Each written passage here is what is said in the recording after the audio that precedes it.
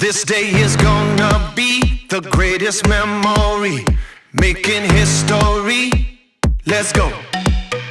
You don't need no luck with that golden touch. Time to light it up. Let's go.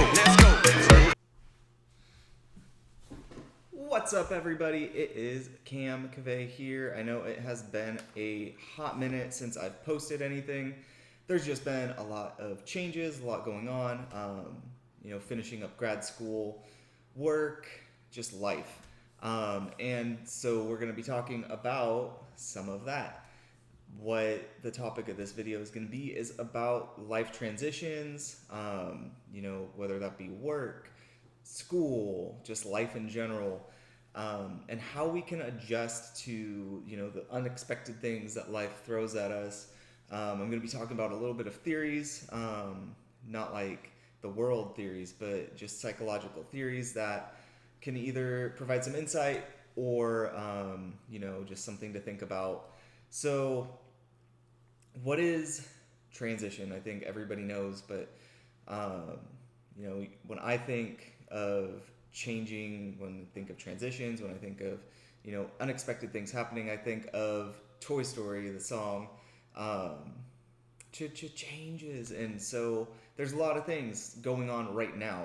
I think without saying too much, a lot of us have gone through a lot in 2020. There's been, what happened way in the beginning, lockdowns and all that fun stuff. There's been people losing their jobs, which is not a fun stuff, people losing their jobs, people finding new jobs, with the stress of being home, families, changing their family dynamics, whether that being, increased time together or they're spending less time together.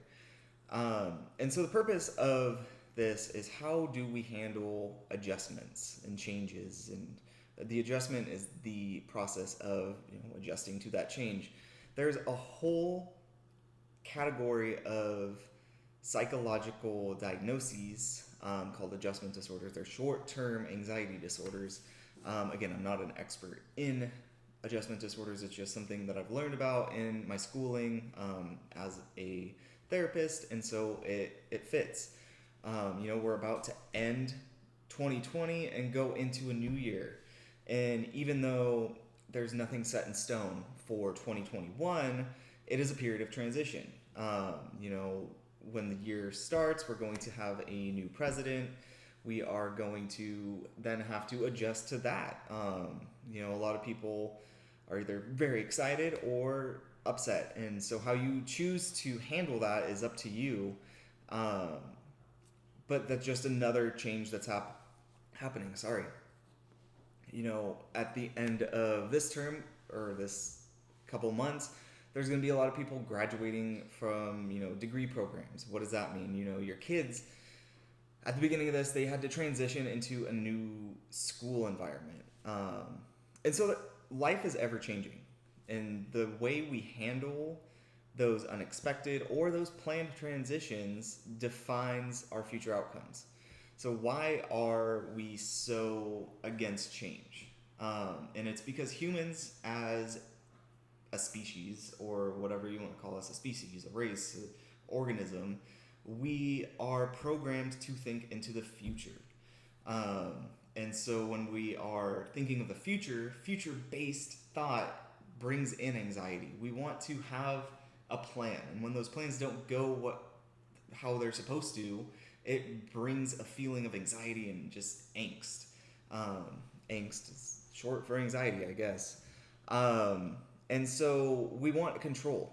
And when we lose that control, we feel like everything is done. And so one of the theories that we actually studied in my career development class is called planned happenstance, or just happenstance. And it's basically going along with what the universe throws at you, and being open to change, being open to transitions. And I'll post a link to, it's not directly related to transitions, but it fits really well. It's a poem called A Trip to Holland. And it's about, things don't always go how you think they're planned. You might be set in stone that, for me, for example, I was set in stone that I was going to be a Spanish teacher. Realized I'm really bad at Spanish. And so I had to change. I had to transition into something else, which was psychology. I really like psychology. And so being able to adapt on the fly, it's hard. Being able to just kind of roll with the punches, stop, think, and move slowly rather than reacting. When we react to new changes and we let that anxiety take over, it's like trying to fight a wave that you're caught in a riptide. The thing to do in a riptide is you lay on your back and you swim not against the current, you swim parallel to it or perpendicular to it to get yourself out, to find yourself in a new spot and then getting yourself out. So how does that apply to transitions? You're in the beach, you're in the ocean, you're enjoying your time, and then all of a sudden this rip current's taking you out, right? This life change. It's taking you out from where you want to go. And so rather than trying to fight it, right? When you fight a rip current in the ocean, you get exhausted. Fighting a life change and trying to combat it and just, you're wasting your energy. You're going to get exhausted. Go along with what's going on. Lay on your back. Find out what's happening. Find out why it's happening. Don't go full force against it. Cut across it. You're conserving your energy by thinking. You're drifting out of it. You drift out of the rift current. You end up in a new place. You end up in a new frame of mind with new insights. Then you paddle yourself back to shore, or you paddle yourself back to your homeostasis, a place that's comfortable for you. If that's a new place, you learn to adapt. Maybe that new place is better. Hopefully 2021 treats us all better than 2020 has. It's been rough for a lot of people. For some people it was really great. For some people they've rolled with the punches. They got into a better situation than they started 2020 in. And that's not to say that that's anybody's fault. Some people during 2020 were just dealt a bad hand. And so they've been treading water, right? They're not necessarily fighting it, but they're trying to figure out what is going to happen next. So they're stuck in that transitional phase. And so the main point of this is when you're fighting and you're anxious about what's to come, it's normal. Find ways to cope with that are healthy.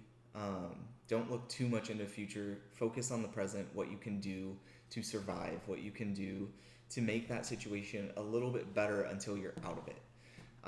It's easier said than done, right? I could sit here and preach that and preach that and preach that until the cows come home or whatever the phrase is. But the main point is things eventually transition to a comfortable state. And so, again, I'm not the expert on adjustment or transitions, but there's been lots of things in my life that have changed, and I think I've handled them pretty well. And doing so by, taking a second to sit in what's going on with a level head and not making any rash decisions. So yeah, I hope you all enjoyed this video. I hope the end of the year treats you well and that you welcome new opportunities and new beginnings into your life. See y'all later.